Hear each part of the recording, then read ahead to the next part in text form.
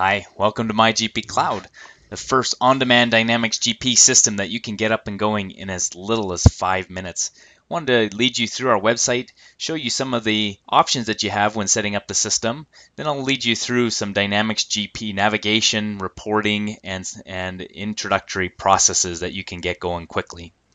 If you choose the Get Started button on our page and the free 30-day trial, on this page you'll see 4 different options that you have when setting up your system. The Financial Suites has the core modules: General Ledger, Accounts Payable, Accounts Receivable, Bank Rec, and Fixed Asset. This is a very good system for those businesses that need a basic accounting system.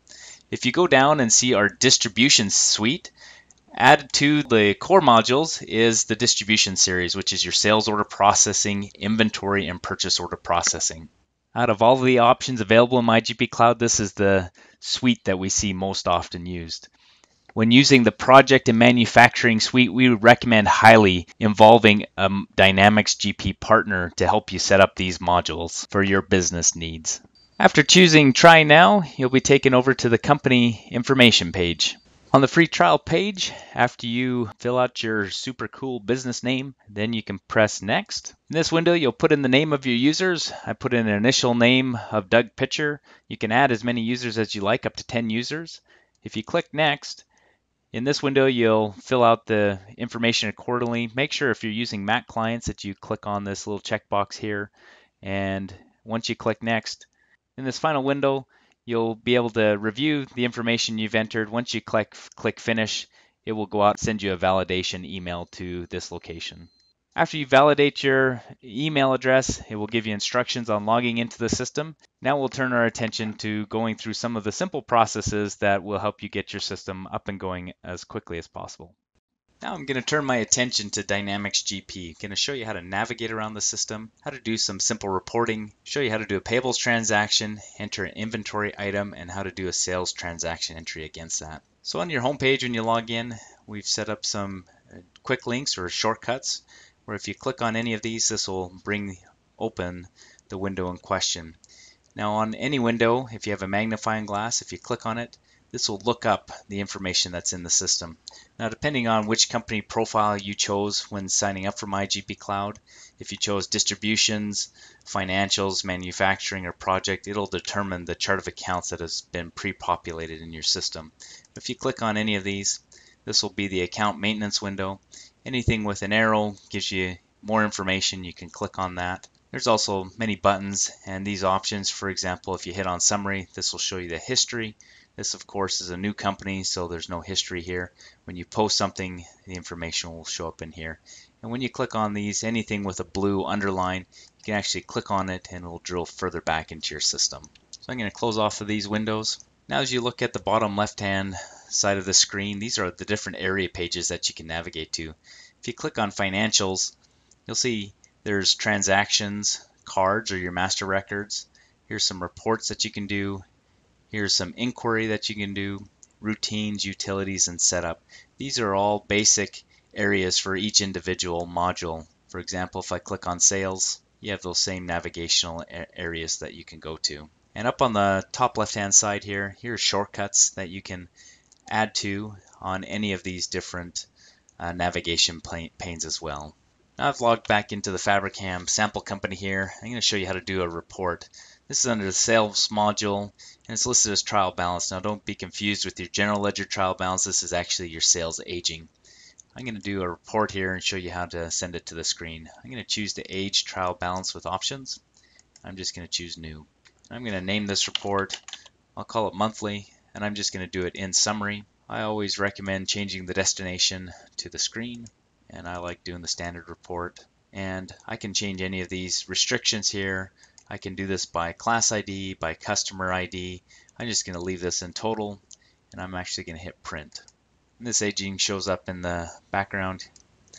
I can send it to email, I can print it out, and this shows you my aging for all of my different customers here. If I go to the bottom, I can see my total aging of customer receivables here as a balance. I'm going to close off of this report. Let's say I like that report. I can also add this to my reports. If I click on my reports, I can accept the default name here. If I click OK, Then I can navigate over to my reports. And as I've added that to my reports, it will add it to this list here under my reports. And these are all default reports that we've set up in your system.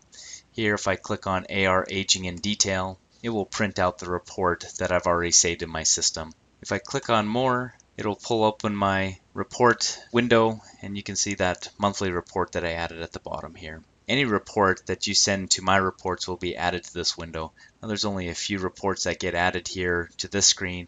If you need to go to the More button to see all the reports there. One of the most beloved reporting tool within Dynamics GP is the Smart List. I'm going to click on Smart List here for the GL account list. This will bring me over to the Smart List area.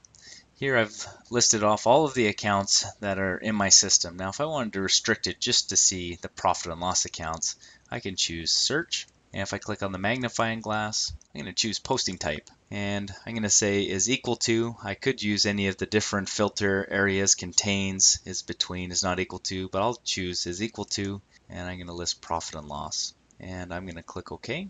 This will now filter this report to only include the profit and loss accounts. Now let's say I wanted to add a column or switch these columns around. If I click on columns, I can choose add. I'm going to go down and add my created date. I want to see when these accounts were added into the system. I can move that created date up to the top. I can name it if I want something else. I'll just leave it created date. I'm going to click OK, and this is going to bring up this list with the created date listed here. I can sort on that by double clicking on it, and you can see that this account, floor stock expense, was added in 2016. Now if I wanted to actually navigate to this, I can double click on it. And this pulls me back to the account maintenance window. I can look and see what information is listed there. I can also choose this go to window, and this will bring me to some of the other windows that I can navigate to as well. So it's a really nice little tool to go to. If I wanted to, I could click on Excel. It'll send it over to my Excel file. Or if I wanted to add this to my favorites, this is already a favorite in there, but I can click on favorites. I can hit add and add it as a reminder as well, or I can just hit modify and it will modify this report so I'll never have to go in and do these restrictions again. So I've gone through some navigation, showed you how to do a report, showed you the Smart List tool. Now let's turn our attention over to our purchasing transactions. Under the purchasing option, I'm going under cards. I'm going to select vendor, and I'm going to pay myself some money. I like money. And the check name, this is what's going to show up on your check. Often the primary address, we're going to list it as primary, and you could put in the address here as well. Sure, I'll enter all these ones in. I'm going to choose a class ID here, and I'm going to go down and choose the US vendor miscellaneous. And choosing that fills in all of the other options that are listed under that class ID. So if you look under here under options, it's come in and selected all of these options for me, so I don't have to do that again. I could go in and enter in the address or enter in multiple addresses, and that will come in particular if I have a different remit to or ship from or purchase address ID. So I could list this one as billing instead of primary, and I could do that. Under the accounts, this is very important for these accounts. Often I'll come in here and I'll choose the particular purchase account that I want this to post against. So I've gone in and chose for the purchasing account. This one is called the rent expense, and so every time I put in a transaction, this is going to hit the payables account and going against this purchases distribution. And then I'm going to save this out, and we'll go over and enter in a transaction for this vendor. Under the transaction area, I'm going to go down until I see transaction entry, and this will pull up the transaction entry window, and I can put this in as rent. I'll put it in as a batch, and we'll just put the date. I'll just put in a transaction date, and then I'll put in my initials. That's how I usually enter in a batch. I'll add the batch here, and I'm just going to choose save. The vendor ID, I'm going to type in the vendor ID as Doug. This lists everything in here, and then I'll put in a document number 1234. Document number you see is bold, so it is required, and I want to pay myself $1,000 because I'm worth it. So I put in $1,000 here. Now if you want to enter in a check and print a check right out, you could do that here. Often people will enter in all your vouchers in one batch, and then they'll do a check run, and that's how I'm going to show you how to do that. But if you click on distributions, you'll see that the distributions are going to that expense account that I listed on that vendor window and my accounts payable account, which is exactly correct. I'm going to hit save. I'm going to go down to batches, and I'm going to pull up this report, and now I'm going to hit post. So that is the voucher that's entered in. Now let's go print a check. Under the purchasing window, I'm going in and I'm going to use the edit check batch window. And if you're entering in a batch, you can do the same number. And as it populates here, now I can go down and find the Doug vendor. And if I click on this, you'll see that the vendor amount is in here. If I wanted to go in and edit so that I didn't have to pay the whole thing, I could come under this edit check, and here's the amount that I'm going to apply. I pull this up and I can actually come in here and I only want to do 600 of it. The amount remaining is 400, so the next time I print a check, only 400 will be populated against that check. And if I hit save, I could do multiple checks here if I liked. I could go in and select all the checks that I want, but I've only selected currently that Doug check, and if I click on that, you can see what that is there. So I'm going to hit print checks, and I'm going to print this $600 check. I'm going to use stub on top and bottom graphical. Here's the check number, and everything looks good. I'm going to hit print checks. I'm going to send this to the screen. Standard check. I'm going to click OK. And this opens up the check that you can print off. Now this post payables check window is really important. You never actually want to post those checks until you have them in your hand and you've verified all the numbers, because to reprint checks is very easy here. You just click on reprint. You can void out those checks, but once you're set that those checks are correct, you can hit post checks. Now if you've post checks and you need to go back and void any checks, if you look under the purchasing transaction window, there is some options here to void historical or void open transactions.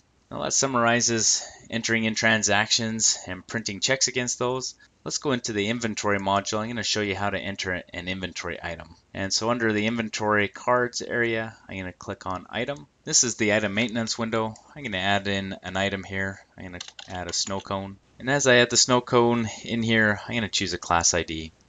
Now these classes have already been set up into the system. I'm going to choose my FG account. And as I clicked on that class, it's going to populate all of the defaults that I've put into the system. Most importantly is the default accounts. You come back into the item window here and you see that this is listed as a sales inventory item, and the unit of measured schedule is equal to each. Under the options window, you can see some other information that you can add in here if you wanted to serialize or track, anything like that. I'm just going to go back into my item area. Now one thing that I usually tell people to add items, I click on the go to window and you can actually go through and add information for each one of these. So I'm going to click on item currency and I'm going to add the currency ID of US dollars. I'm going to click save. I'll go back into my price list and click on my next go to, the price list. I'm going to add a default selling unit of measure, the default price level. I'm going to choose retail, and here is this will just speed up my entry in my sales transaction entry. That's an expensive snow cone. I'm going to choose currency ID as my US dollars. And as I click on this little button, this is going to be all. If I didn't want to do this all, I can choose 1 to 10 for example, or I can do 11 to 99 and have different price levels here. I'm just going to choose save. Go back to my next go to, choose quantity and sites.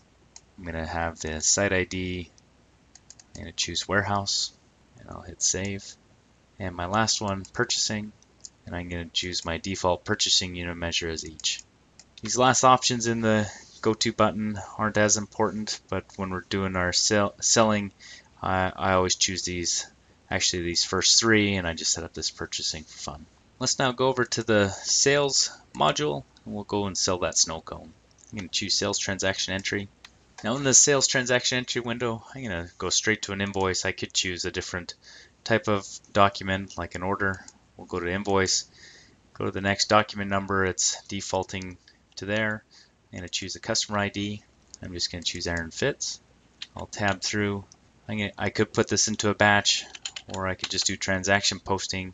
The currency ID is set up as US dollars. Let's go out and find my snow cone. As I come down here, I look at snow cone. I'm going to tab through here. I'm going to list this as a dropship item, take it straight from my warehouse to my customer. And since it's a dropship item, I don't need it in inventory. If you weren't going to dropship it, you would have to go through the purchasing module and receive some items in. I'm going to click off invoice quantity of 1. You see the default $100 snow cone. And as I click through that, this is added to the sales transaction window. If I wanted to receive some money, if I wanted to have this $100 received in at the same time, I could list it here, or I can just send this over to my customer.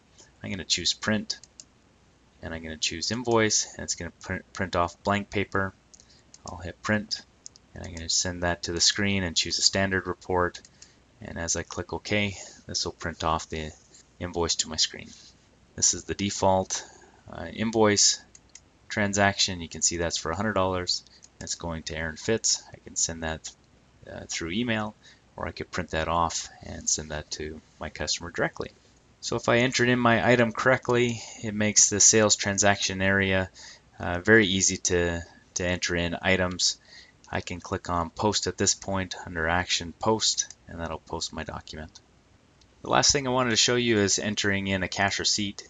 If I come over here under cash receipts under sales transactions, I've already entered in that invoice. I'm going to choose Aaron Fitz as the customer, and I'm going to enter in a $100 transaction. And if I hit apply, I'll be able to find this $100 transaction. If I wanted to make sure that's the right one, I can hit apply to document, and that shows me the snow cone that I sold. And if I click OK, then I can post this transaction, and that will post this $100 cash receipt against that invoice. Now if I wanted to find this information in here, I can go under my inquiry window.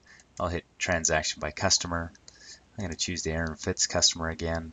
And as I pull this down to the bottom, we'll see that this is an open transaction still. It hasn't been removed to history. If I click on document number, this will show me the cash transaction.